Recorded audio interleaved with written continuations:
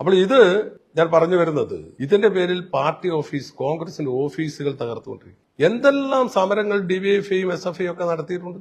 ആ സമരങ്ങളൊക്കെ നടത്തുമ്പോൾ അതൊക്കെ ഒരു വിദ്യാർത്ഥി സംഘടനയുടെ, യുവജന സംഘടനയുടെ അവകാശമാണ് എന്ന് ധരിച്ചിരുന്നവരാണ് അന്നത്തെ മന്ത്രിമാർ. സമരം നടത്തണ്ടെന്ന് എവിടെയും എന്ന് പറഞ്ഞിട്ടില്ല. സമരങ്ങൾ നടത്തണം, സമരം നടത്തി തളർന്നു വളർന്നു വന്നവരാണ് യുവജന പ്രസ്ഥാനങ്ങൾ. അതുകൊണ്ട് സമരം നടത്തണ്ട എന്നും ആരും എവിടെയും പറഞ്ഞിട്ടില്ല. പക്ഷെ ഇവിടെ നടക്കുന്നത് സമരമല്ല, സമരാഭാസങ്ങളാണ്, ഈ അക്രമങ്ങളാണ് നടത്തുന്നത്. അത്തരം അക്രമങ്ങളെ ശക്തിയുക്തമായി ഇനി നേരിടും എന്ന കാര്യത്തിൽ ഒരു സംശയവും വേണം. അത് നിയമപരമായി നേരിടും. ഞങ്ങൾ ഇവിടെ ഉദ്ദേശിക്കുന്നത്, ഇവിടെ എടുത്തിരിക്കുന്ന ഈ വധശ്രമത്തിനുള്ള കേസ്, അത് കേരളത്തിലെ നീതിന്യായ വ്യവസ്ഥയുടെ നിഷ്പക്ഷതയെ ചോദ്യം ചെയ്യുന്നതാണ്. ഒരു കാരണവശാലും അത് അനുവദിച്ചു കൊടുക്കില്ല. അതുകൊണ്ട് തന്നെ ഇത്തരം കേസെടുത്ത ഉദ്യോഗസ്ഥർ യാതൊരു തെളിവുമില്ലാതെ കള്ള കാര്യങ്ങൾ സൂചിപ്പിച്ചുകൊണ്ട് കൊല്ലടാ എന്ന ആക്രോശം എന്ന് എഴുതി വെച്ചിരിക്കുന്നു. എവിടെ, ആരെ വിളിച്ചു? ഈ 4 പേരെയും നിങ്ങൾ പോലീസ് തന്നെയാണ് അറസ്റ്റ് ചെയ്ത് കൊണ്ടുപോകും. അവരെവിടെ വിളിച്ചു?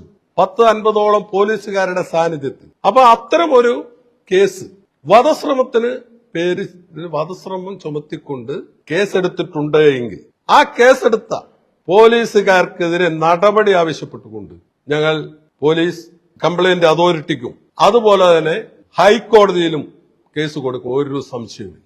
കാരണം അത് കേരളത്തിലെ നീതിന്യായ വ്യവസ്ഥ തകർക്കുന്ന ഒരു സംഭവമാണ് ഇപ്പോൾ നടന്നിരിക്കുന്നത്. ഒരു സംഭവമില്ലാതെ ഒരു മന്ത്രിയുടെ അടുത്തേക്ക് പോലും എത്താത്തൊരു കേസ്, കരിങ്കൊടി മാത്രം കുട്ടികളുടെ കയ്യിലുള്ളപ്പോൾ ഇത്തരം ഒരു ചാർജ് ഷീറ്റ് ഉണ്ടാക്കുക എന്ന് പറഞ്ഞാൽ അത് കേരളത്തിലെ നീതിന്യായ വ്യവസ്ഥയെ തകർക്കുന്ന ഒരു സംഭവമാണ്. അത് ചെയ്ത പോലീസ് ഉദ്യോഗസ്ഥരെ, അവർക്കെതിരെ നടപടിയെടുക്കുന്നവരെ, അവരെ ശിക്ഷ കഴിക്കുന്നതോടെ നമ്മൾ മുന്നോട്ട് പോകും. അത് മാത്രമല്ല, പോലീസ് ഉദ്യോഗസ്ഥനായ ഗൺമാൻ ഇല്ലാത്ത റിപ്പോർട്ടാണ് കൊടുത്തിരിക്കുന്നത്. അദ്ദേഹത്തിനെതിരെ നടപടിയെടുക്കണം. ഇത്തരം കാര്യങ്ങൾ നമ്മൾ പോലീസ് കംപ്ലൈന്റ് അതോറിറ്റിക്കും ഹൈക്കോടതിയിലും കേസ് കൊടുത്തുകൊണ്ട് ഈ കുറ്റക്കാരെ, ഇവിടെ ക്രിമിനലുകളായിട്ട് വന്നിരിക്കുന്നത് ഈ ഗൺമാൻ ഉൾപ്പെടെയുള്ളവരാണ്.